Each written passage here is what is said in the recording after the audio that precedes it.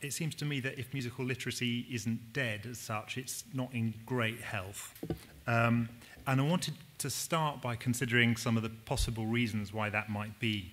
And I'm going to start by, I was going to say borrowing, but actually let's say stealing an argument that Trevor Wishart makes in his book on sonic art, which is a great, great read. He starts by talking about written language and the rise of written language, and saying that although it began as a sort of mnemonic device for storing and copying and transmitting the spoken word, it was possible for the church and the crown to sort of exploit it and turn it into a tool of social control, realizing the power of being able to store ideas, copy ideas, disseminate ideas through writing. They saw how it was very, very beneficial to the status quo to keep certain sections of society illiterate and prevent them from gaining access to this. And printing, you might think, could have had a democratizing effect, but actually it seems to have tightened the grip that the church and the crown, or the state, had on what might be sanctioned officially.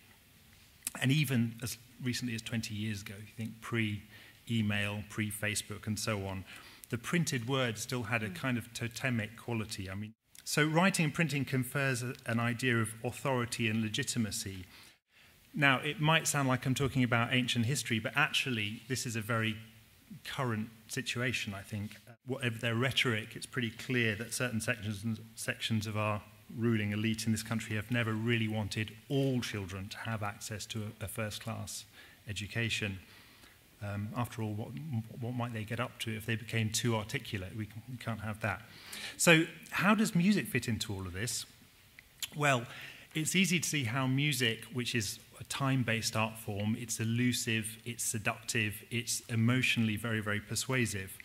It's essentially non-linguistic and therefore harder to codify and control. In historical periods, certain currents in music have always been seen as subversive and politically dangerous. You only have to go back to Nazi Germany or Stalinist Russia, or further back, the Council of Trent in the 16th century, which wanted to ban polyphonic settings in which the text wasn't very intelligible, wasn't deemed to be intelligible enough. So historically, the main means of controlling and legislating on musical practice was through musical notation, which was seen to help neutralize some of the more elusive elements of music by capturing and preserving it in the form of a score. So this leads then to the establishment of a kind of high art, which is the notated music, and the low art, which is basically everything else. Folk music, jazz, improvised music, music from other cultures, and so on. And this prejudice against musics which are not text-based has prevailed until very recently, I think. It's pretty clear that in this country, it's a situation which has come back to haunt classical music. Society's changed very fast. We've got big commercial interests now, which are the big players. The church and the state are not such big players anymore. And suddenly classical music's found itself cast as the elderly aunt in the corner of the room that no one really wants to talk to. As musical literacy declines, so does the quality of listening and the quality of debate. Publicity for this, it pointed out that classical music journalism is disappearing quite fast from our newspapers. And I think it's a very dangerous situation. And the tragedy is the more severe because a lot of people don't actually realize what's being lost. It's worth noting in that context that while in other European countries over the past 60 years, there's been a very strong link between progressive politics and progressive classical music. You think of composers like Berio and Luigi Nono in Italy. In the UK, perhaps because we're a more conservative country, I don't know, these links have been much more tenuous. We don't have such a strong tradition of engagement between classical music and contemporary politics. Personally, as a composer, I regret that very much, especially when I'm writing for large forces like orchestra. I really have an urge to to join or engage or reconnect in some ways. Reading the newspapers or watching TV, the TV news, I get as outraged and appalled as anyone else. And I find the one-way flow of information from the media very, very frustrating. So I have to try and, for myself anyway, rebalance the equation by putting some of that frustration back into my music and at least making myself feel better. Just as in any other historic period, writing music now, I think, inescapably has a political dimension, and that's something that we ignore at our peril. But to return to literacy, I'm departing from Trevor Wishart's argument at the point where he starts to talk about the limitations of musical notation. I'm not saying he's wrong, but what I want to underline here is the urgency right now of defending it very, very robustly. It seems to me that without being able to read music, it's extremely difficult to gain the best insight into notated music, to perceive it properly and to fully engage with it. If you imagine trying to study Shakespeare without having been taught how to read and write English, no one could seriously argue that illiteracy enhances your understanding of Shakespeare.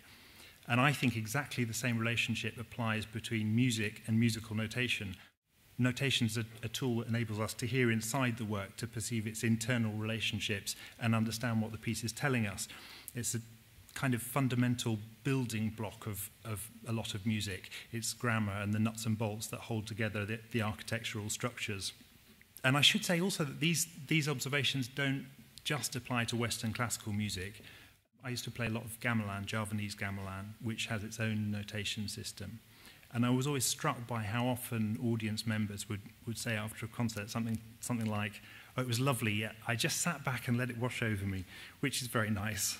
It's nice to be appreciated, and I have in the back of my mind a sort of maxim that Gombrich, the art historian, puts in his book on the story of art. He says, "I don't think there are any wrong reasons for liking a work of art. But at the same time, it's clear that there's a great difference between a superficial enjoyment of being orally tickled for half an hour and a real insight into what the piece is about. Maybe that gamelan piece, or it might be a piece of Mozart, maybe it was the one that broke with convention, maybe it was the stylistically radical piece. Imagine you're in a car going down the motorway, you've got a Beethoven symphony playing on the radio, and you're trying to make sense of it. You've been told that Beethoven's a great composer, but you've never learned how to play an instrument. You've never learned how to read music. You've never heard a live orchestra playing. How are you going to appreciate what you're hearing? To start with, the car speakers don't give you the low frequencies, so there's no double bass, there's no timpani. Then you can't necessarily disentangle the sound of the French horn from the clarinet because you've never actually heard them on their own. The radio is supposed to be imitating reality. It's supposed to be imitating, giving you the sound of a live concert. But if you've never actually come across that reality, how can you make sense of that situation? How can the music actually, to use the buzzword, how can that music then be accessible? And yet some half-wits in position of authority have had the idiocy to suggest that this is somehow Beethoven's fault, that his music is elitist and therefore people don't have access to it. It's got too big a dynamic range. Something like that, yeah. This kind of rubbish needs to be completely knocked on the head, I think. And the best way to demonstrate that is through properly funded, ongoing problems that enable all children to learn an instrument and to read music. In my view, any child who leaves school, leaves education without that opportunity has been let down badly by the system. As if the rewards of music weren't great enough on their own, research is really piling up now that shows that playing and singing music improves linguistic, social, academic abilities. It gives people a second chance.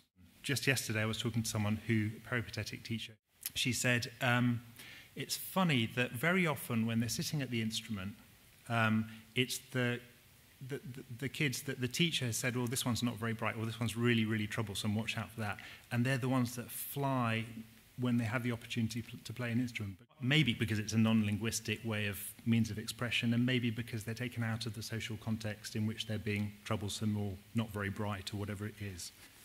Clearly, as a non-language-based means of expression, music offers people a different way of relating to one another and different social models, which it seems to me that's something we need absolutely urgently right now.